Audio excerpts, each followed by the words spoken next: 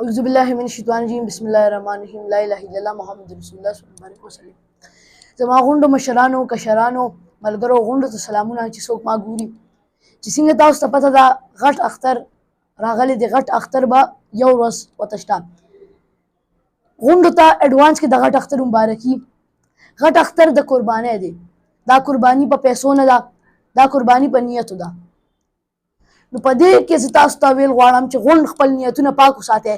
بېشکه قبولولو والی الله پاک دی، خو چې څنګه الله پاک ویل دي چې اعمال کا دارومدار نیتو پر ہے.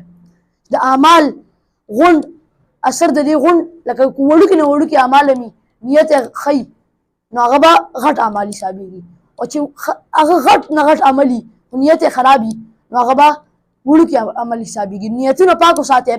دې کې تاسو څه کولی شئ مسکینانو ته غوښه ورکړئ، چې څومره ورکول شئ سخیتوب وکړئ، څومره ورکول شئ غریبانانو تک، څومره کولی شئ ورکړئ.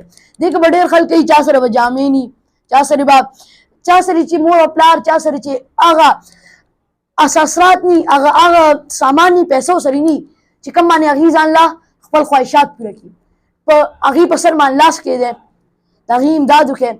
غریبانانو له یتیمانانو له کپړې والے، جامې والے، پیزار والے د هغې به ورسره ډېر خوښ شي او ثواب به تاسو ته میلو شي. نو نیت هم ښه ساتئ. بل چې کوم څوک حاجیان دي، څوک به حج مکمل کړي دا دی نو هغې ته ډېره مبارکي. دا حج یو ډېر تبرک هغه دی، تبرک دا ډېر کم خلکو ته نصیبېږي حج. تاسو غونډو ته ډېره مبارکي، او زه به هم دعاګانې کوم چې الله پاک ستاسو دا حج قبول کړي. مونږ ته هم پکې دعاګانې کوئ. جزاک الله. بیا ملاویږو. والسلام.